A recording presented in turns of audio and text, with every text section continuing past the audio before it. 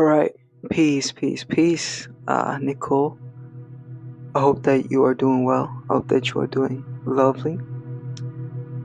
And yes, welcome. This is going to be our first session.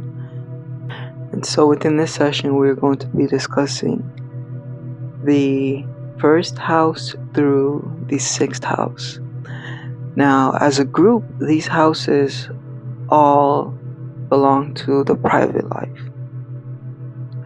They deal with things that happen within your life that are more so concealed, that are more so hidden and not accessible to the public. They're more private, right? And so the first house deals with personal life. This is the house that encompasses all things that personally happen to you. Meaning that within life, we have certain experiences, right? Where those experiences, in a sense, encompass partnerships, or those experiences encompass family, or finances, or work, or our career, right? And all of these energies that are encompassed within the different experiences of life are, in a sense, different departments or different areas of life. They're all unique.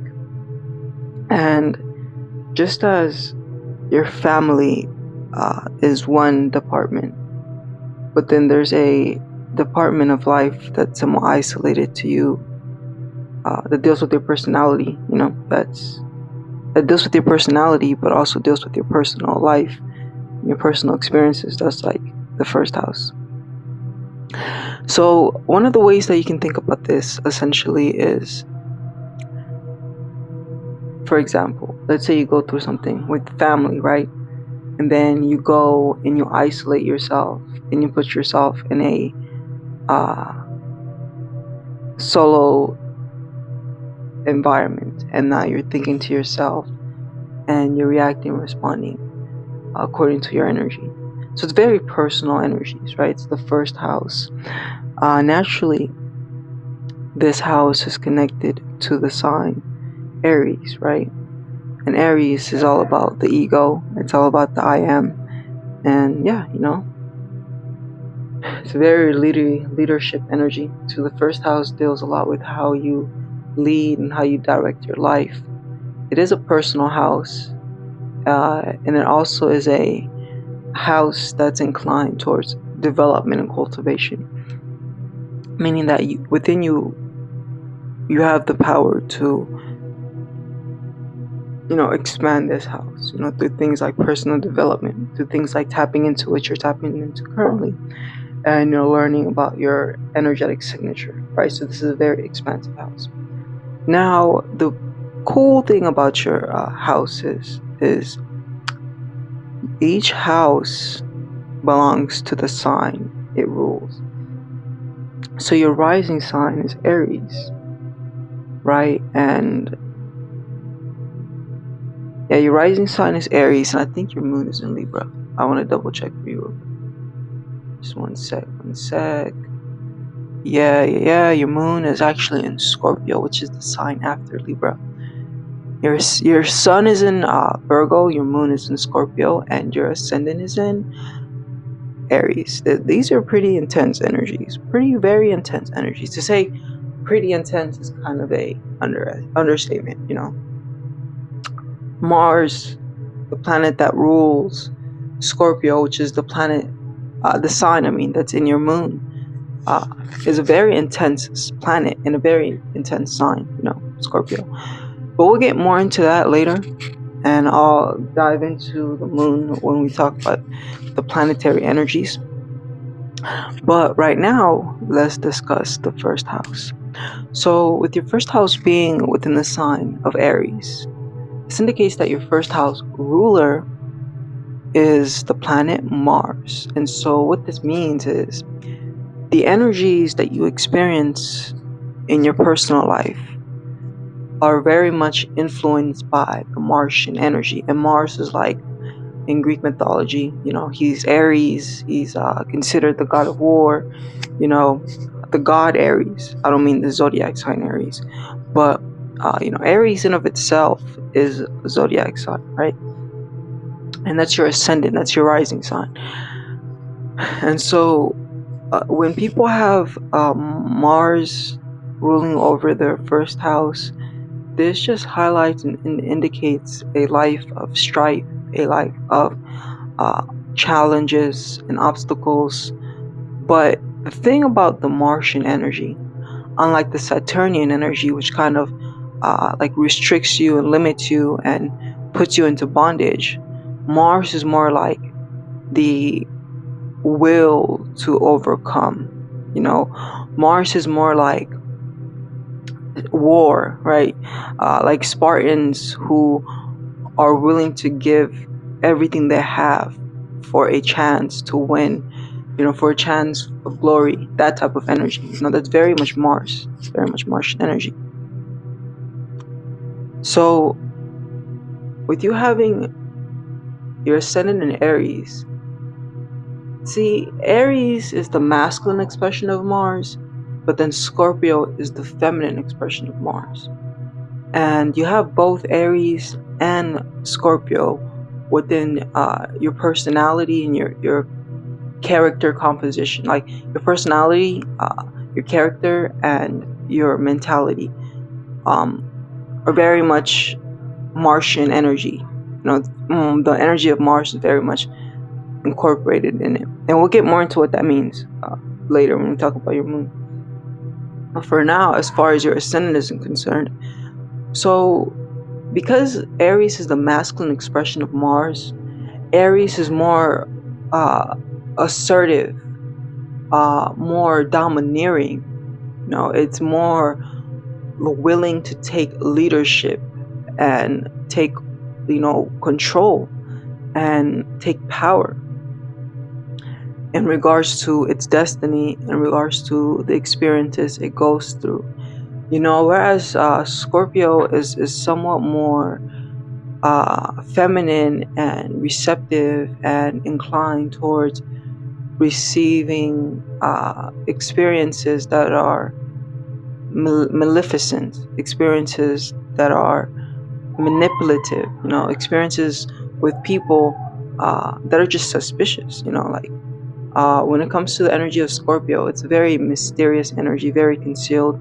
But yeah, without getting too deep into the energy of Scorpio, because we'll get into Scorpio later. As far as the energy of your ascendant is concerned, Aries is a very masculine sign. It's very assertive, and it, in a sense, doesn't fold. It doesn't give up. It perseveres, and because it's a fire sign, it's very, very expressive. Very, very energetic, and also very, very active. Right? Like Aries is the sign of activity, and so what this all means is that when it comes to your personal life, your ability to be self-driven, to be self-ambitious and self-motivated is of paramount importance, And it's like the more you can align with this energy of like belief in yourself and confidence in yourself and in your ability to overcome things, the more your life, especially your personal life, will improve. And with the ascendant in Aries, it's all about learning to put yourself first, right? And this is also very, very interesting because you have your moon in the 7th house, which is the house of partnerships and relationships. So this signifies that your mentality is, when I say mentality, like your mind and a lot of what you react and respond to, and a lot of what you engage your mental activity towards, deals with relationships and partnership experiences,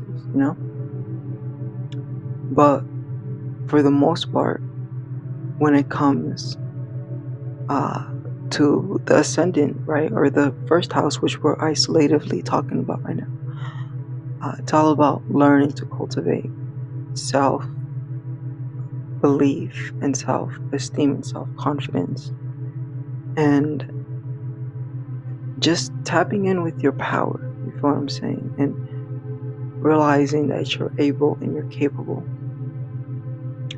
Like I said earlier, Aries is very much about like the energy of the ego. And so, yeah, there are certain attributes of being egotistical that can be bad, but at the same time, having a healthy ego is of great importance. A healthy ego is like understanding your value, understanding your worth, and understanding your capacity and ability to attain and accomplish. You feel what I'm saying?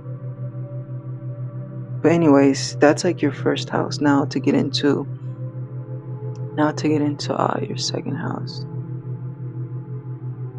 So as far as your second house is concerned, your second house is within the sign Taurus, right? And the second house is also a personal house. Specifically, the second house deals with personal resources. So it does deal with intangible things like, money, physical possessions, but just personal resources altogether. And it deals with, well, my bad, those are tangible things I just listed, right? Money and physical possessions, tangible. It deals with intangible things from the perspective of like, let's say there's a quality and attribute, like a skill that you may have that you kind of find to be of value. That skill and attribute about yourself that you have is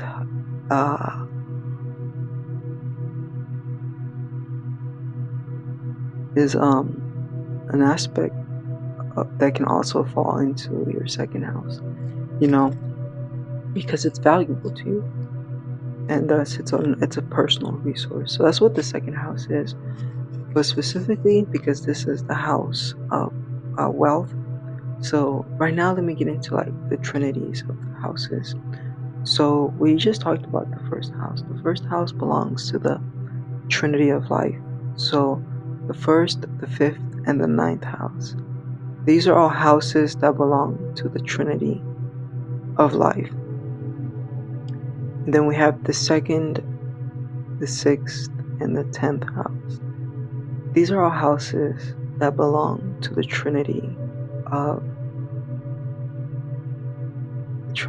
wealth. Yeah, the trinity of wealth. And then we have the third, the seventh, and the 11th house, which belong to the trinity of association. And then at last we have the trinity of psychicism or spirituality, which are the fourth, the eighth, and the 12th. And these houses encompass all psychic phenomena, all spiritual phenomena, etc. Now we're at the second house. So the second house, in a sense, is like the custodian of wealth. It's like the treasurer. And you can think of banks, for example, as second house manifestations, right? Whereas the second house is like the custodian of the wealth. The sixth house is the energy that is responsible for the energies and activities for you to engage into in order for you to acquire wealth. So the sixth house is like the house of work, the house of labor, the house of employees. Let's say if you're an employer, for example, the house of servants. There's like a kind of duality in this house, because simultaneously, just as it's the house of wealth, it also governs things that can take away from your wealth. Things like health. The sixth house very much deals with illness and sickness, because illness and sickness are things that can tremendously influence one's ability to engage in labor and engage in work. But then the 10th house is kind of like the business. It deals with the career, and it deals with like the status and the reputation and things like that. So that's the 6th house. Now,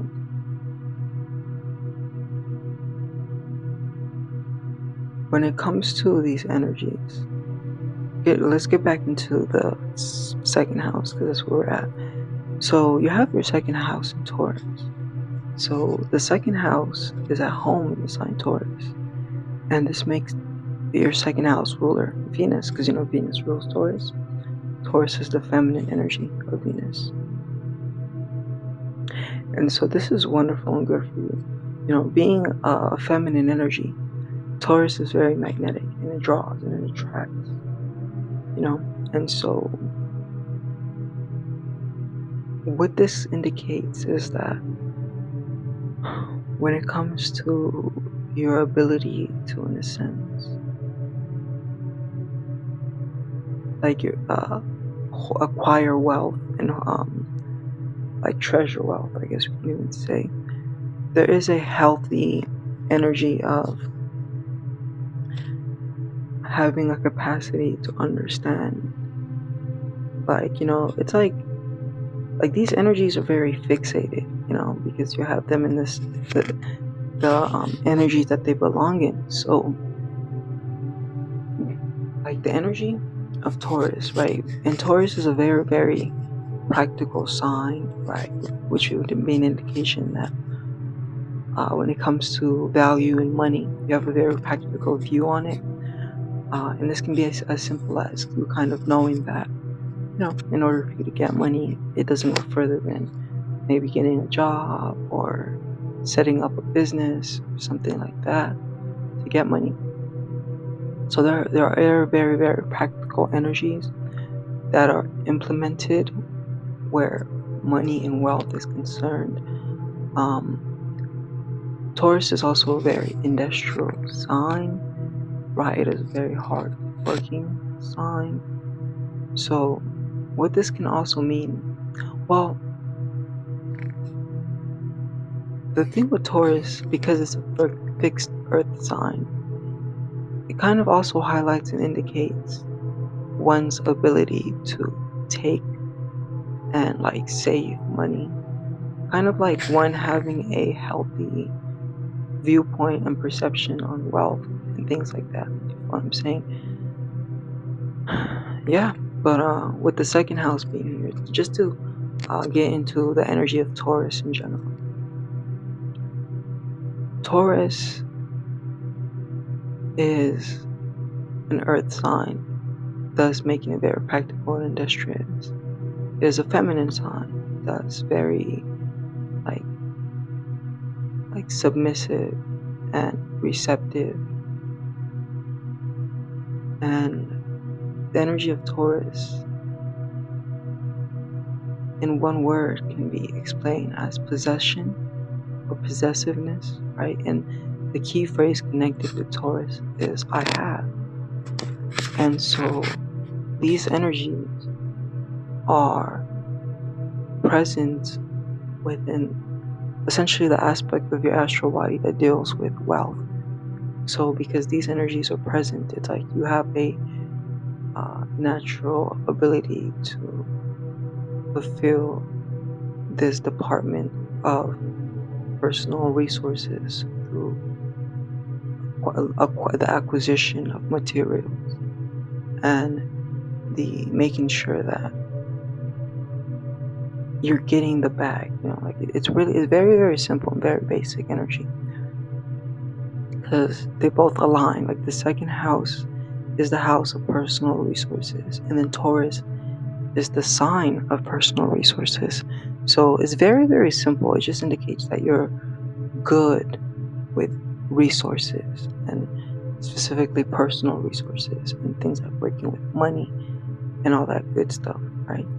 And with you having your moon in Scorpio, which is the opposite sign of Taurus, this can indicate, and Scorpio deals with other people's money, other people's resources. This may even indicate that you not only have a healthy viewpoint on money and the acquisition of it for yourself, but you also have a healthy viewpoint on money. Not a, you know what? I'm kind of getting ahead of myself. We'll say the energy of Scorpio when we get to Scorpio.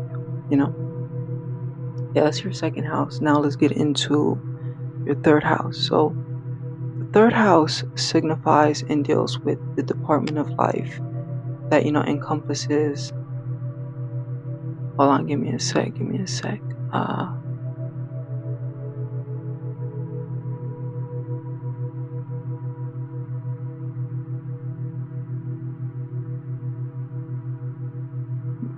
Okay, it's in Gemini. I just want to make sure I knew where your third house was at. Okay, so the third house is the house that deals with the mental environment. This house deals with not only the mental environment, but the immediate external environment. In the sense that your immediate environment, the way that it's set up, the colors around you, whether it's organized or messy, right? All of these things contribute or say something about your energy,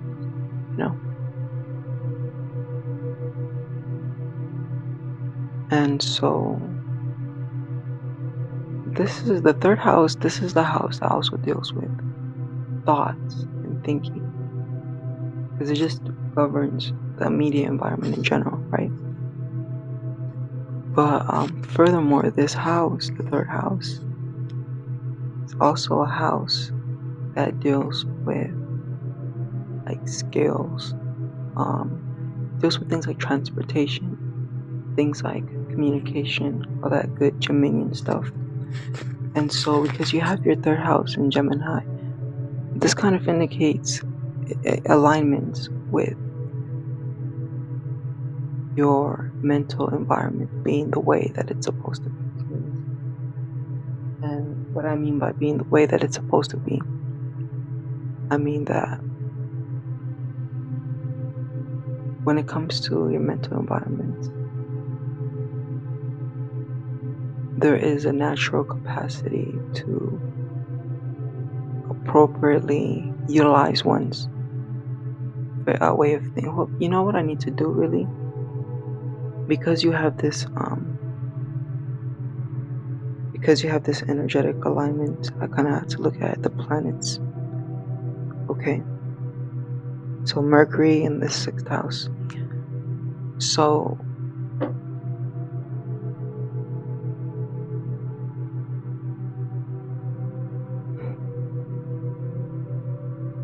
anytime you align with the Geminian energy, what it will do is it will essentially contribute to your mental forces and your ability to leverage your thoughts and think better, And so because Mercury, the planet that rules your third house, is within the sign Libra in the 6th house, your way of thinking is all about balance and equilibrium.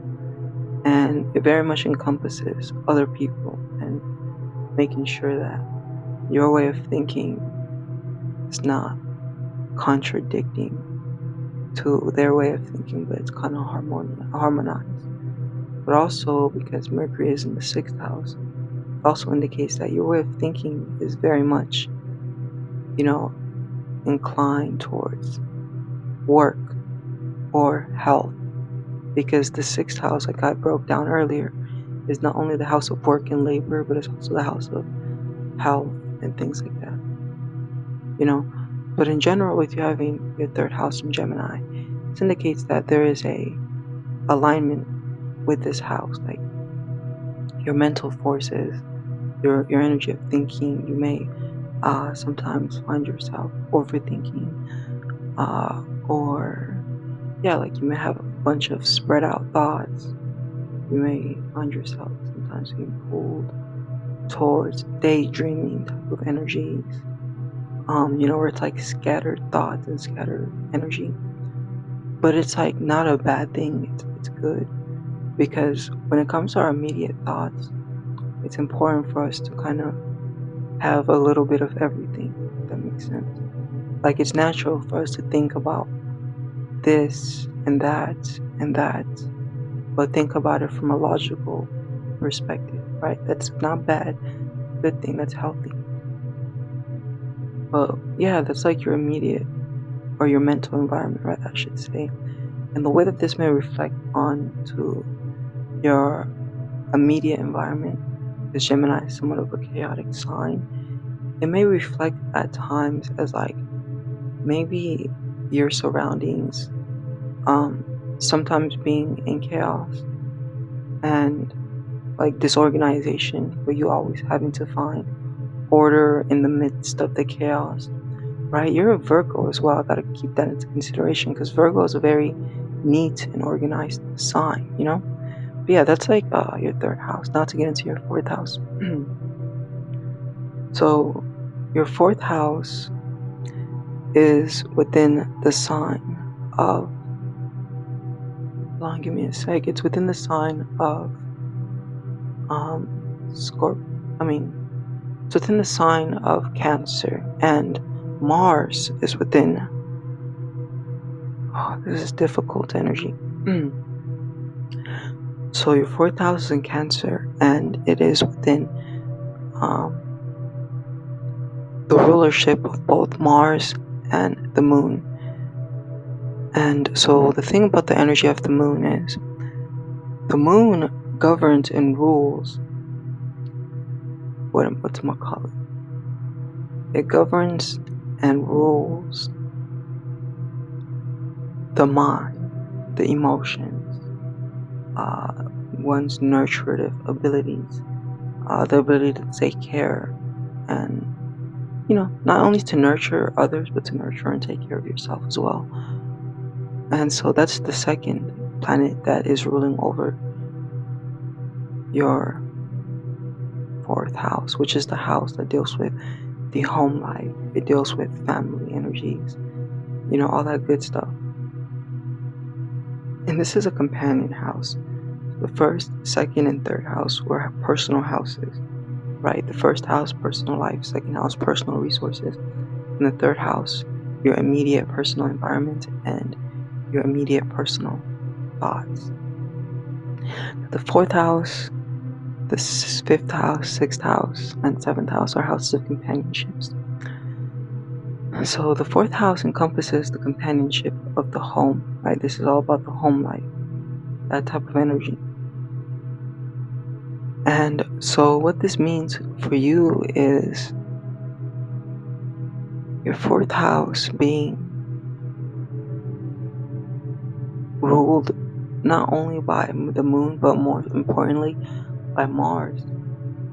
First and foremost, it indicates that there are certain energies that are difficult and hard and harsh when it comes to the home life, when it comes to home energy.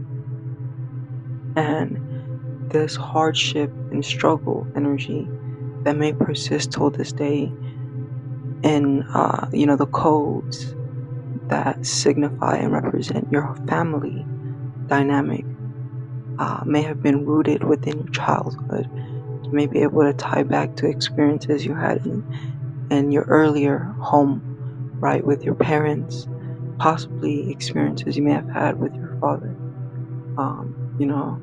and Mars in the fourth house, it can also indicate like sexual trauma, right, like, and needing to heal sexual trauma and certain misconducts that might have taken place in childhood. And we'll get more into this when we're talking about Mars, because Mars specifically is that energy of sexuality and pent up energy that needs releasing. Mars is a very aggressive planet, so there's aggressive energies that play out in your home life.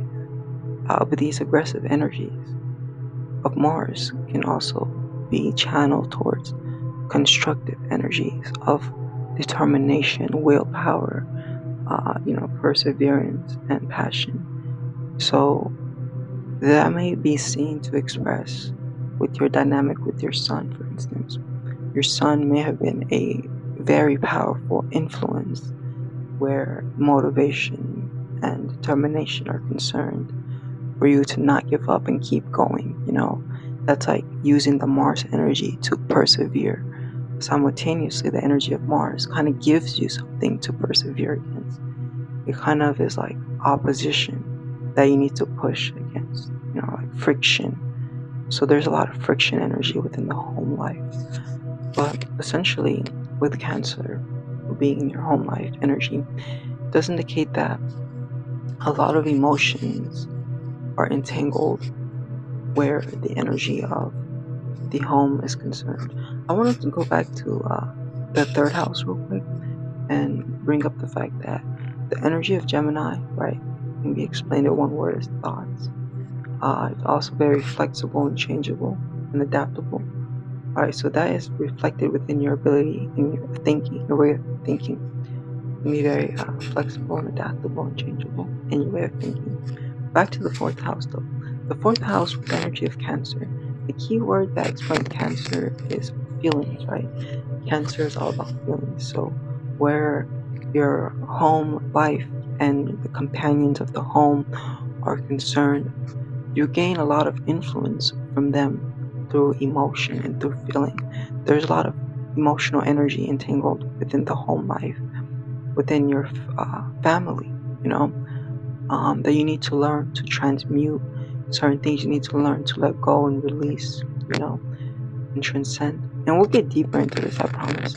Right now, we're just looking at the houses. And the houses are like the foundation for this energy reading. And then later, we'll get into the planets where we'll go deeper. I promise we'll go deeper. But yeah, that's like the fourth house.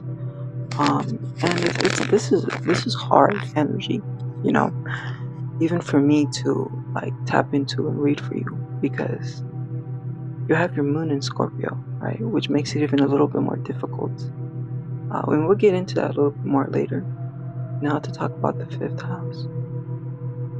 Your fifth house is within the sign Leo, which is good. That's what it's supposed to be doing. That's where it's supposed to be, right? And so your fifth house is within the sign Leo, and it is in the sixth house. It is in the sixth house. Yeah. So it's in the fifth house, but I'm talking about your sun. Your sun is like in the sixth house, but it's close to the fifth house.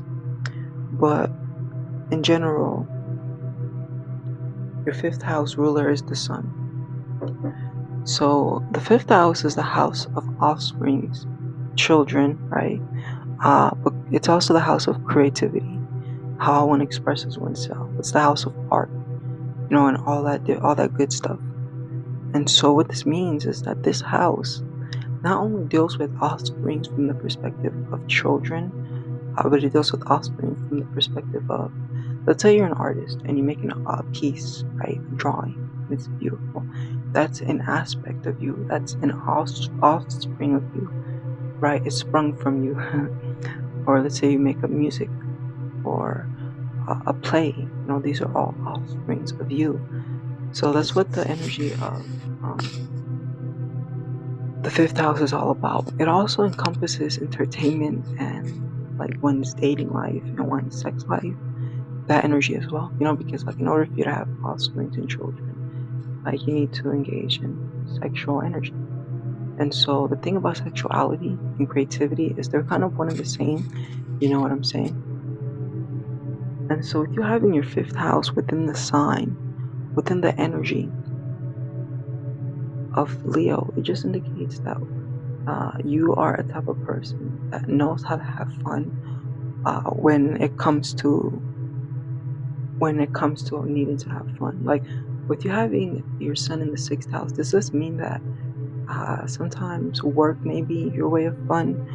Like sometimes there may be a mistaking of fun with work, especially with the Virgo energy, right? You may find work to be very entertaining, and there can be workaholic energies here also, and that can also play out in imbalances with health, where it's like You may work way too much to the point where you neglect your health because you're pursuing the work and the money, you know. But for the most part, the fifth house in Leo, this type of energy is going to make you an individual who is very likable by children. Children may really, really like you, but you may also like children as well. You may be very, very fun, very, very enjoyable. You may be that auntie that's like very liked by, the kids. That type of energy, very fun energy with children, I'm saying. And where sexual energy is expressed, you may be a freak, right? When it comes to it, of course, like you may be open to expressing your energy. But the freak aspect of you, I hope you don't mind me using that term, freak. That aspect of you comes from your moon being the sign Scorpio, right? Scorpio is very, very, very, very freaky. Like very sexual. But yeah, that's like the moon in the fifth house. I mean, that's like the fifth house energy. And so now to get into the sixth house. So the sixth house, your sixth house is in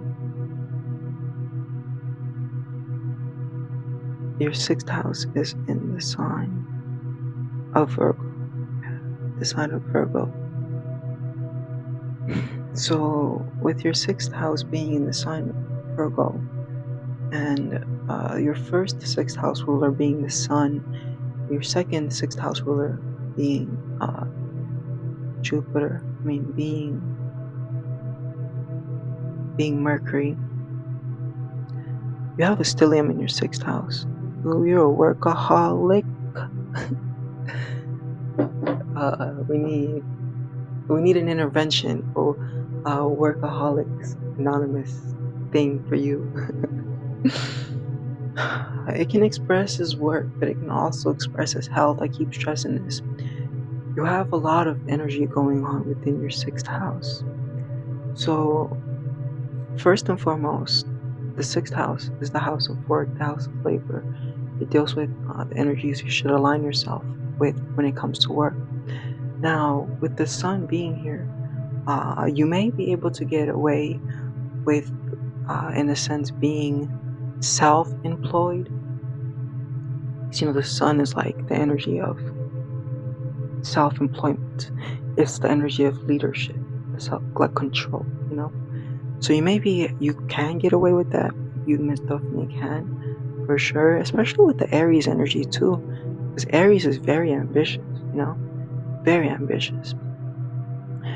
Okay, so let's get into this. First and foremost, with your sixth house being in Virgo, you are a hard worker. When it comes to work, you don't play, right? You get to your place of work and you do the work. When you're at work, you're working, and when you're not at work, then you allow yourself to play. It's like, statistically speaking, a lot of people goof around when they're at work, but you may be one of those people that doesn't, that takes their work seriously. What I'm saying, you're a hard worker. You're very industrious. You're very flexible with the work that you do, and with Mercury being in the energy or in the sign of Libra, this indicates that the work that you should definitely engage and align yourself with should be working with others. You should be working in an environment where, okay, so as I was saying, my camera died, but I'm back. As I was saying, statistically, right, people typically don't work when they're at work. But for you, because you have your energies aligned, then it's like when you're at work, you work, you feel what I'm saying? You're not goofing around or doing all these extracurricular energies or activities. And because, your ruler of your sixth house, you have a whole stellium in the sixth house. So this means so many different things, so many possibilities. But with you having your Mercury, right, one of the rulers of your sixth house being in the sign of Libra, which deals with the public world, indicates that you should do work where you're working with people, maybe as a social servant, is what I'm saying, where maybe you're bringing justice and equality and things like that, uh, you know, to people, because Libra is all about balance as well. Hold on, I have to my apologies. I have to pull up your chart real quick. But anyways, with you having this sixth house, Virgo, it sort of really primarily indicates that, I already said everything. It indicates that you work hard, and when you work, you work. And so in general, the way that your chart is aligned, because each sign is in the house it's supposed to be in, then what this does for you is, whereas other people may have these energies where they may possess people. And when I say possess people, like they may see people as their possessions, or they may render their personal life and give it to another, etc., etc. For you, when it comes to your personal life, it's all personal energy. You are focused on yourself in the department of life that deals with your personal life. And when it comes to your personal possessions and your personal resources, then you possess the things that you're supposed to. You possess your money, your personal resources, and all this good stuff, right? And it's like with the third house in Gemini, it in a sense indicates that you're thinking your thoughts, like you're thinking the things that you're supposed to be thinking, and you're thinking in a logical way, and of course, like with your moon being in like your emotions are very deep and intense. That's like we haven't gotten to we're talking about the mind and the logical mind, right? So let's not get into the moon, because that's a whole other story, and we'll get into that later. But yeah, so, and with your fourth house being in Cancer, it indicates that where familial energy is concerned, that's just how it is. There's a lot of emotions, that are not anticipated, but what's that word? Not instigated. Like when you put something into motion, initiate. Yeah, that's the term I'm looking for. There's like a lot of emotional energy that's initiated with like the companions of the home and anything like that. And that's in a sense how it should be. Like your companions of the home should be closest to your heart, right? And they should be the ones that entice certain emotions within you, good or bad. You know what I'm saying? And it is the companions of your home, your family, that should be those who receive that nurturing and caring aspect of you. And it should be them who you can get personal with, in regards to exposing your vulnerability and all that good stuff. And with Cancer being in the fourth house, that's that. And so, yeah, I just kind of went back and explained the energies, because, with you having the signs being in the houses they're supposed to be in, it just means alignment for you. Like, this is good energy for you. What I'm saying. Yeah, it just means good energy for you. Okay. Now, also, let me see.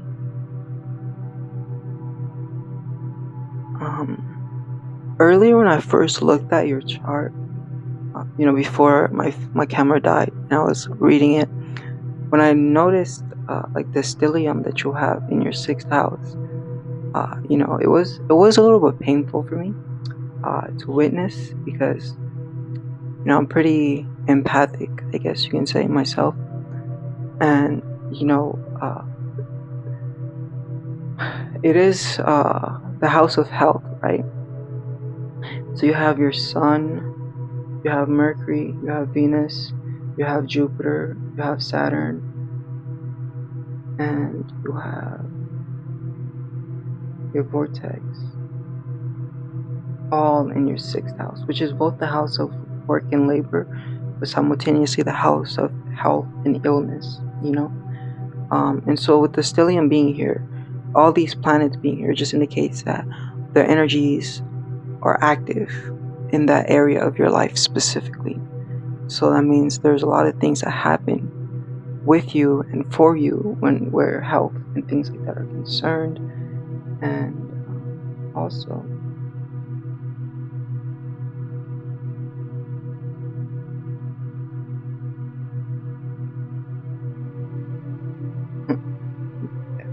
it's a lot,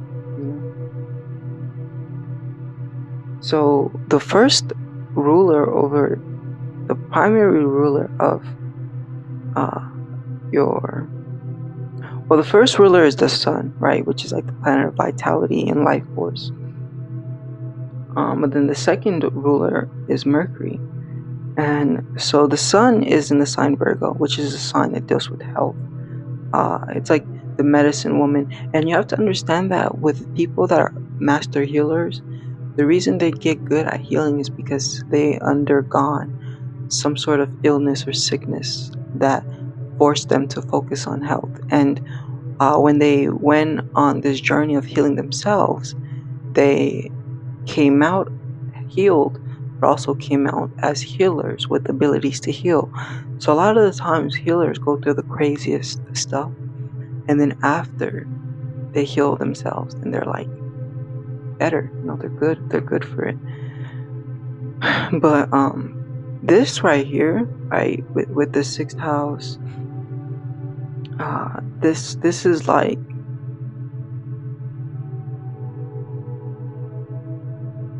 we would need to dive really, really surgically deep into your birth chart to dissect the energy of health and really understand the sources of your illness, because there's a lot going on here, and it's a primary energy, you feel me, primary focus, like especially with Saturn being here, because Saturn is the primary planet of illness and sickness, but fortunately you do have some fortunately your hold on, I need to check. 1, 2, 3, 4. Yeah, you do have a stellium in the sign Libra, which expresses because Libra is the sign of relationships and partnerships.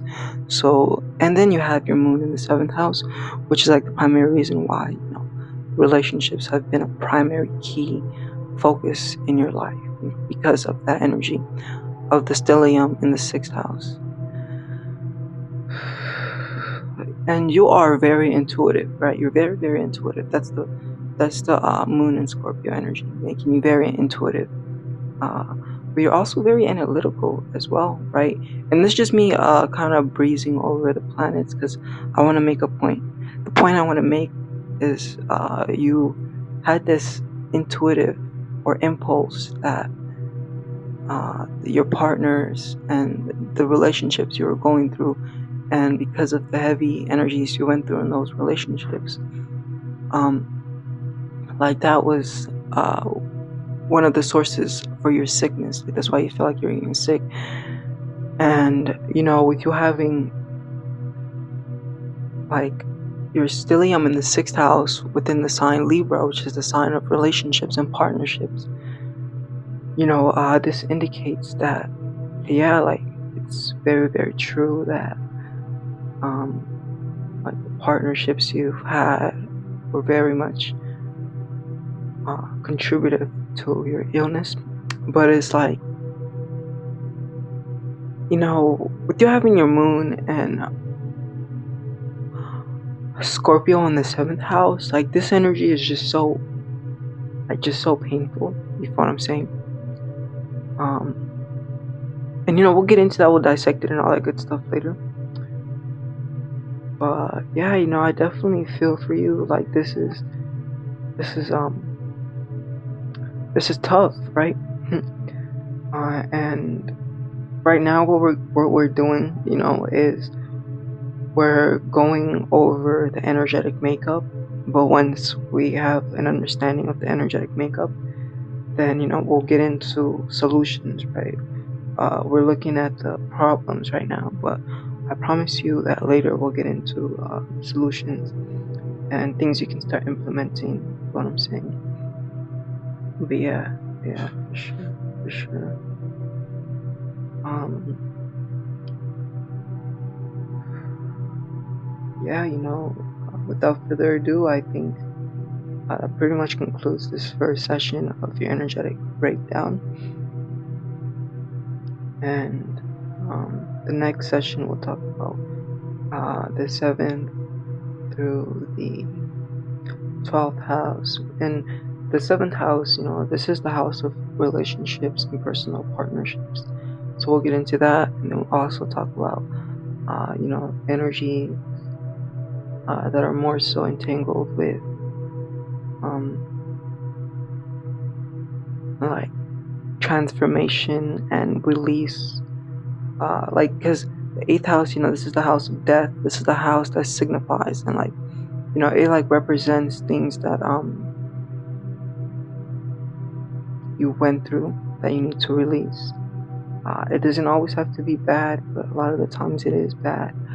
Because after the 7th house is the 8th house, so you can kind of look at it like the 7th house is your personal relationships and the experiences you have with your personal relationships, and then the 8th house is the results manifested from your personal relationships.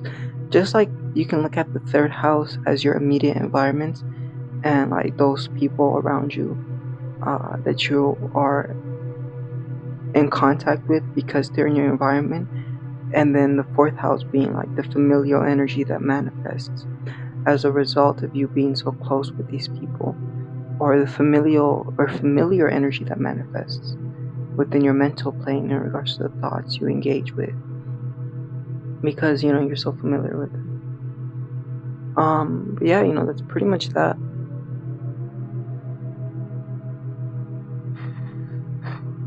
Yeah, no, this is definitely tough. So I definitely feel for you, this energy of yours. I'm a stellium myself, and I'll tell you this one thing. People who have stelliums, life isn't easy usually for them, but they are very powerful individuals once they learn how to harness and, in a sense, control their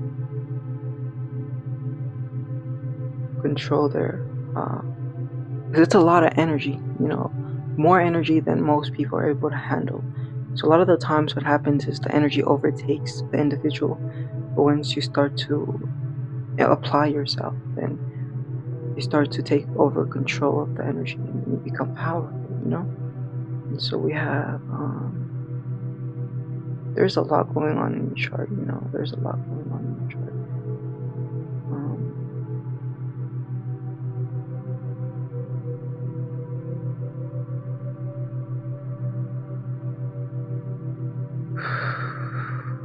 Yeah, we'll get into it, but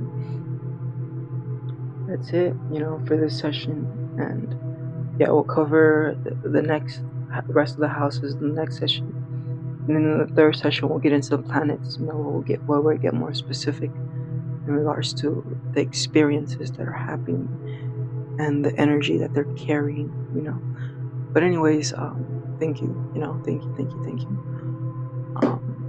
My apologies. I kind of.